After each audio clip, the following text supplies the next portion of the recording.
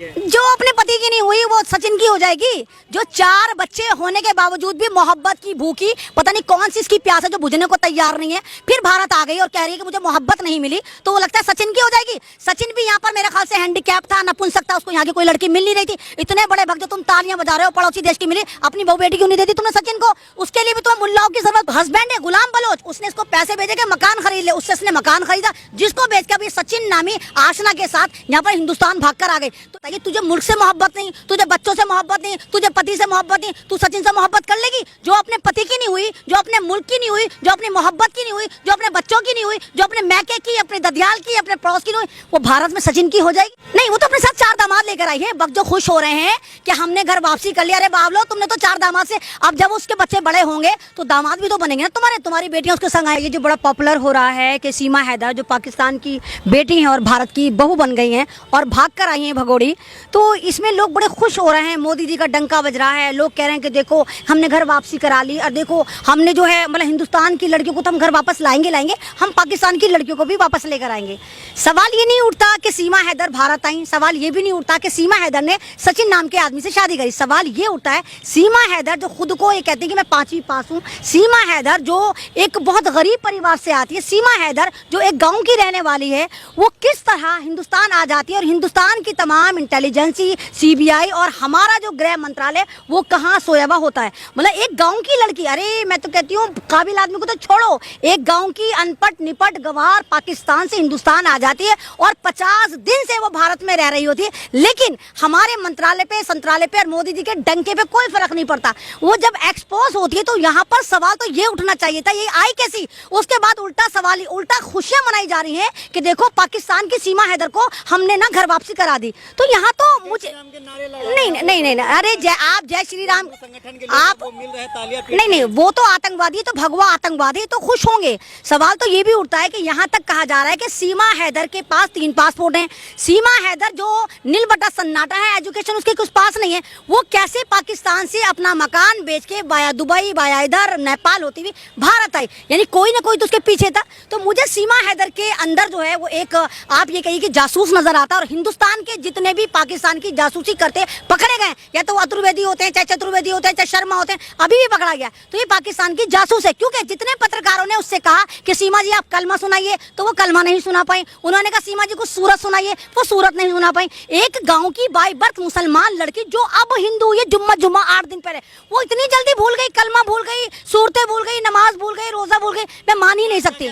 जो सीमा है वो हिंदू है, पाकिस्तानी हिंदू है। देखिए, वो पाकिस्तानी हिंदू है जो हिंदुस्तान लाकर दिखाया गया कि देखो पाकिस्तान में हिंदू लड़कियां तो परेशान नहीं है, पाकिस्तान की मुसलमान बेटियां भी परेशान है, जिनको हिंदुस्तान के सचिन, जो अपना को सचिन तेंदुलकर बन के पारी पे पारी खेल रहे हैं, वो लेकर आए। तो ये सब ड्रामा है, यहाँ पर मुझे ड्रामेबाजी नजर आती है। और जिस तरह लोग डंका कर रहे हैं, डंका बज गया, इसमें मोदी जी ने क्या करा? यहाँ तो मोदी जी की साख खराब हुई, यहाँ तो हमारी पूरी दुनिया में लंका लग गई कि देखो भारत जो ये कहता है हम एक इतने जबरदस्त मुल्क हैं, हम डिजिटल पे आ रहे हैं, हम विश्व गुरु बने, वहां पर एक गांव गवट्टी औरत हिंदुस्तान में 50 दिन से रह रही है, लेकिन इनको पता नहीं चलता कि पाकिस्तान की एक औरत सीमा 1001% अगर आप वहां पर खुदाई करेंगे, जाकर मालूम करेंगे, तो सीमा हैदर आपको जासूस नजर आएगी। और क्योंकि भारत में मुद्दे ही मुद्दे रहते हैं, तो यहाँ मुद्दे भड़काने के लिए जिस तरह UCC लेकर आ रहे हैं और UCC की आड़ में HCC लेकर आ रहे हैं, मैंने इसका नाम HCC रखा है, हिंदुत्व सिविल कोड, तो ये दिखा रहे हैं कि देखो पाकिस्तान में जो लड़कियां हैं वो भी भारत आकर धर्म परिवर्तन कर रही हैं। तो ये मुझे सारी चाल लग रही है, ये कहीं ना कहीं इनका पिट्ठू है।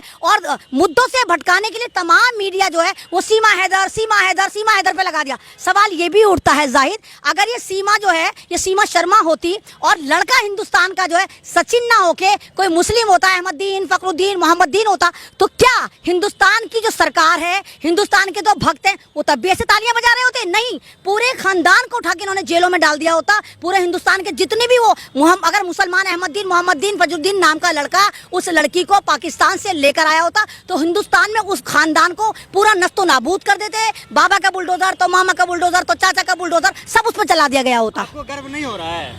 सचिन पे गर्व नहीं हो रहा है? मतलब किस बात पे?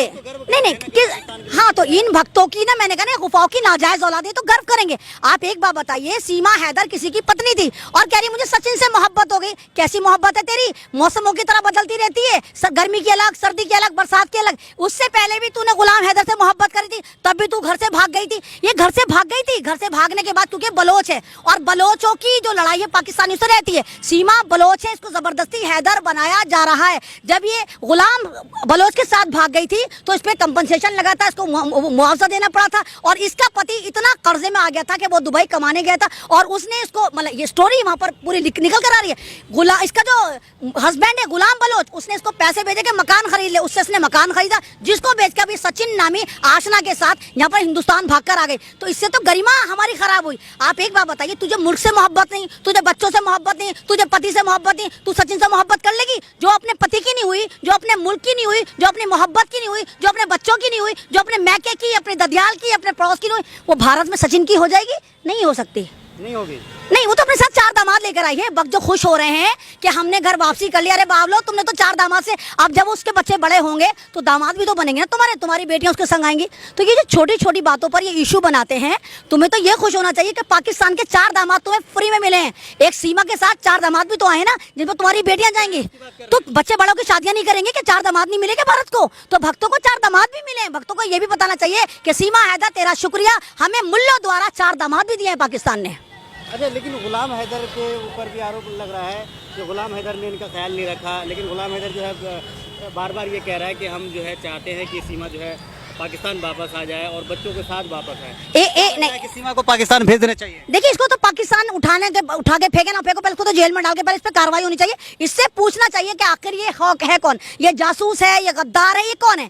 ये कहती है कि गुलाम बलोच मुझसे मोहब्बत नहीं करता, तुझसे मोहब्बत नहीं करता। 27 साल की उम्र में तूने 4 बच्चे पैदा कर दिए, जबकि तेरा पति 4 साल से सऊदी अरब में तेरे लिए कमा रहा है, फिर भी तुझे मोहब्बत। मैं तो समझ नहीं पा रही कि जब मोहब्बत नहीं होती तो फिर बच्चे कैसे पैदा हो जाते? जब तुझसे मोहब्बत नहीं थी, तूने बच्चे कैसे पैदा कर लिए? अब तू यही खेल यहाँ पे खेल रही है कि सचिन मेरी मोहब्बत था, सचिन मुझसे प्यार करता था। 4-5 बच्चे तूने यहाँ पैदा कर देने हैं, है ना? तो तूने तो पूरी बच्चे बनाने की एटीएम मशीन बन जाना है तूने, फिर यहाँ से किसी और के साथ तूने भाग जाना है कि यहाँ पे भी मुझे मोहब्बत नहीं मिली। तो ये कहीं ना कहीं बहुत हाँ, ये जनसंख्या बढ़ा रही, जो मोदी जी कहना जनसंख्या कंट्रोल करो, तो कंट्रोल क्या करो? मोदी जी तुम तो बराबर देश से उठा के लेकर आ रहे हो बच्चा पैदा करने की मशीन। 4 बच्चे लेकर आइए, 4-5 यहाँ पैदा करेगी वो, तो 11-12 तो उसके वैसे हो जाने हैं।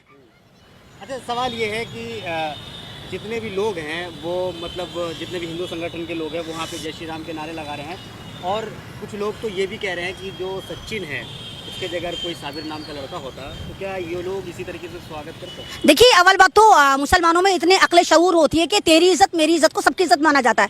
मुसलमान बहुत कम ही, मतलब वो जो इस्लाम पे नहीं होता होगा वही तेरी मेरी बीवी को भगा के लेकर आता होगा। ये जरा भी, ये बेशर्मी कहाँ से लाते हैं इतनी बेशर्मी भक्त? ये बेशर्मी भी इनमें ही हो सकती है। सचिन कितना जलील है कि उसको पता था कि सीमा बलोच एक शौहर रखती है, 4 बच्चे रखती है, दूसरे मुल्क के, तुझे क्या हिंदुस्तान में कोई नहीं मिल रही थी? यानी इससे पता चलता है कि सचिन कितना हैंडीकैप था, कितना लाचार था, कितना नपुंसक था कि उसको यहाँ पे कोई लड़की नहीं दे रहा था। पड़ोसी देश से औरत भगा के लाया, वही शादीशुदा भगा के लेकर आया। तो मुसलमान तो अव्वल बात होता ही नहीं, अगर होता तो अब तक वो जेल की जीनत बना दिया जाता। अच्छा, आप ये बताइए कि मोदी जी को क्या करना चाहिए इन मसलों पे? उन्हें क्या सामने आना चाहिए और जो जांच एजेंसियां हैं उनको गहराई से देखनी चाहिए कि क्या ये सीमा है? देखिए, यहाँ पर जांच एजेंसियों को, चाहे वो सीबीआई हो चाहे ईडी हो, जहाँ मोदी जी आप इनका गलत इस्तेमाल करते हैं, अपनी बुलबुल जितनी आपके पास ईडी सीडी टीडी पीडी है, इन सबको यहाँ लगा के मालूम करिए आया सीमा बलोच है कौन? या मुसलमान भी है या पाकिस्तान की कोई हिंदू लड़की है? ये पाकिस्तान की है भी या पाकिस्तान में भी आपने मुखबिरी करने भेजा था और वहाँ से आनंद पानन लाके आपने एक तीर से बहुत सारे शिकार कर दिए? क्या पता पाकिस्तान में इनके एजेंट हो ये और वहाँ से वापस लेकर आए, उसको मुसलमान बना के लिए आए। और दूसरी बात, ये जो आप ये कह रहे हैं कि सचिन के साथ भागी और जय श्री राम के नारे लगा रहे हैं, इस तरह कर रहे हैं, तो आप धर्म को इस तरह बदनाम नहीं कर सकते, आप धर्म को इस तरह बर्बाद नहीं कर सकते कि अपनी मर्जी से हमने हिंदू धर्म को कबूला है। वो जो है अभी गंगा स्नान करके भी आई है, शुद्ध होकर के आई है, उसके बाद जो तुलसी है उसके घर में उसका पूजा भी कर रही है।